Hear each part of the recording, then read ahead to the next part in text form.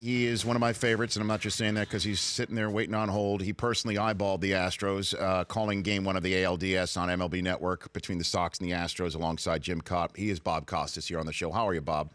Hey, Rich, how you doing? I'm doing well. Look, I am a diehard Yankee fan, and I don't mind admitting it. Do you root for any specific team? When was the last time you rooted for a team as a fan, Bob? Well, when I was growing up, I rooted Right. avidly for the Yankees and for the Giants of Y.A. Tittle and Frank Gifford and company. When I first became a baseball fan, the Giants and Dodgers had left New York, late 50s, early 60s. The Mets didn't even exist yet, and the Yankees were the power in baseball. So it was natural that I became a Yankee fan. Once I moved to St. Louis after college and started doing games on a national basis, it just didn't do any good to root. You root for good storylines. You know that. You root for the team that's behind to catch up and at least make it interesting. If it's 2-0 in the series, you don't really care how it turns out. You just want it to go the full 5 or the full 7 or whatever it may be. If you're doing a football game, you want it to go down to the last possession. So that's what you kind of root for on national broadcast. No, I understand that, but your good friend and ours, Al Michaels. I mean, he's got season tickets to the Los Angeles Kings. Practically, That's true. I think he wants to be out there skating when the cup gets awarded. Quite frankly, Bob. I mean, do you go to any hockey games like that as a fan? Any sport?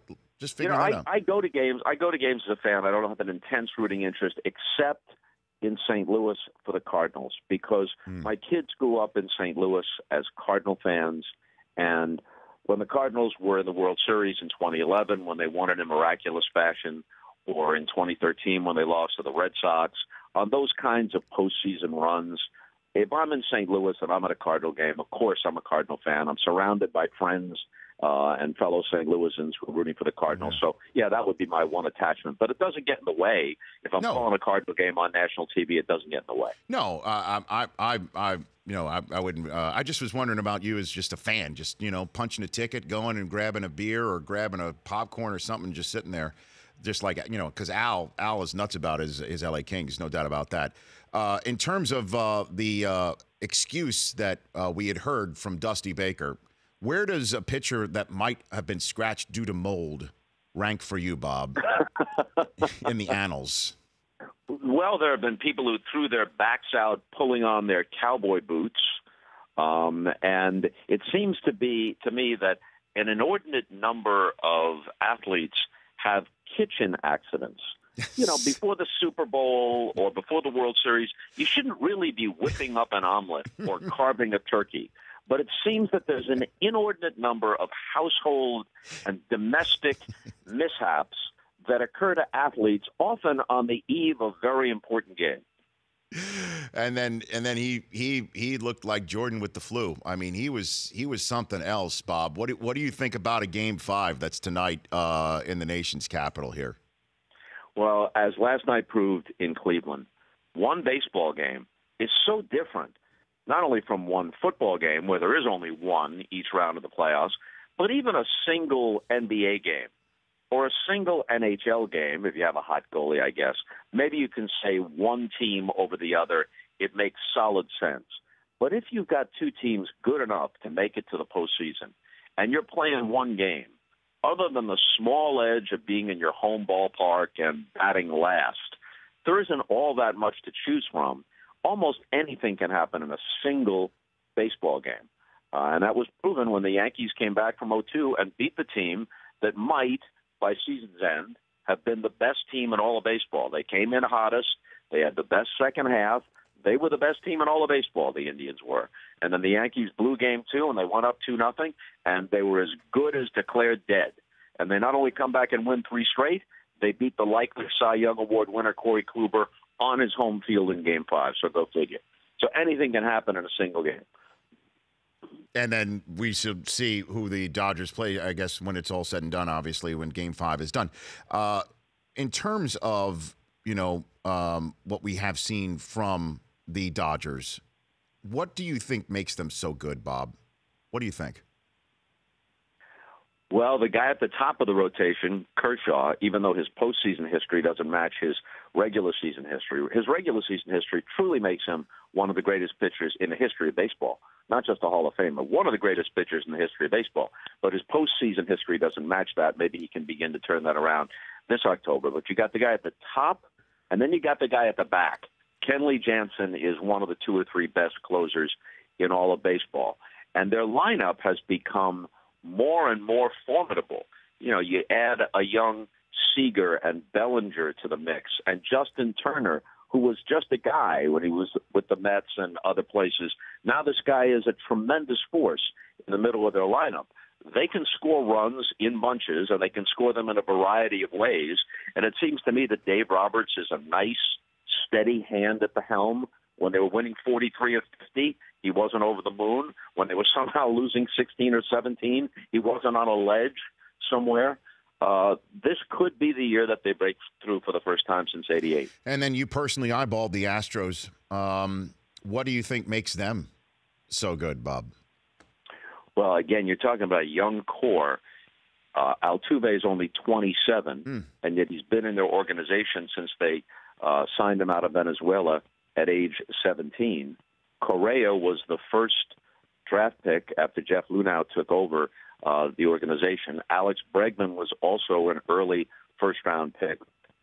George Springer was an early pick. So there's 4 young players, usually the first 4 hitters in their lineup.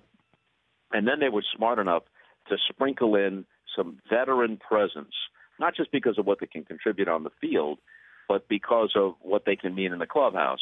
The Carlos Beltrans, the Josh Reddicks, the Brian McCanns, and then the final piece that they really needed, Justin Verlander, just in the nick of time as the clock was ticking toward midnight, August 31st turning to September 1st, they get Justin Verlander. They've played 6 games that he's started since then, and they've won them all. And Bob Costas here on the Rich Eisen Show. A couple more minutes with Bob. I brought this up with Gammons and Verducci. I should bring it up with you, too. An interview I had with Jerry Seinfeld a couple weeks ago, he talked about one of the things he loved about baseball is what he said, the democracy of talent and physique in this sport. And then you've got this ALCS with a 6'8" Aaron Judge and a 5'5" Jose Altuve going against each other for the right to play for the World Series. Do you recall a bigger disparity between 2 MVP candidates in a situation like this ever? Wow, Bob? That is an interesting thought. Now, I happen to be someone who takes a keen interest in this particular aspect of sports. So I know all your Albie Pearsons and your David Ecksteins. I know your Bobby Chances. I know that Whitey Ford was only 5'9" or 5'10". I root, somewhere in the back of my mind, I root for players like this. And Jose Altuve is the guy who's carrying the banner now. But you put it in an interesting place. Altuve, I must say on his behalf, is listed at 5'7". I don't know if you stood next to him and he's actually 5'5", but he is listed at 5'7", okay, at 165. And Aaron Judge is listed as 6'7" and 282. And that, that is about as big a gulf as you could ever imagine. Because they aren't just 2 players. They are, like you say, likely to be the 2 players who, in some order or other, finish 1-2 in the MVP voting. But it is the beauty of the sport, isn't it, Bob? Right? I mean, there's no other sport like it in that regard. It is. And in fact, when I was calling Game 1 in Houston a week ago, I said to Jim Cott, here in the booth, you got 5'6" and 6'5". Okay? But look down on the field. Dustin Pedroia is only 5'9", and he was the MVP in, 2008. And Altuve is only 5'7", and he might be the MVP this year. And Mookie Betts is only 5'9", and he was second to Mike Trout in the MVP the year before. And so what Seinfeld said is correct. The democracy of size in baseball. And even players who are over 6 feet tall, you look at Carl Edwards of the Cubs, the slender slinger. It looks like he's pocketing his meal money and not paying, not using any of it. He's just eating at the mini bar at the hotel or something. On the other hand, you could be the same height as Carl Edwards, but weigh 300 pounds like CC Sabathia. So if you're the measuring stick, are you taller than Jose Altuve, Bob? Do you look down on him when you interview him, when you chat with him?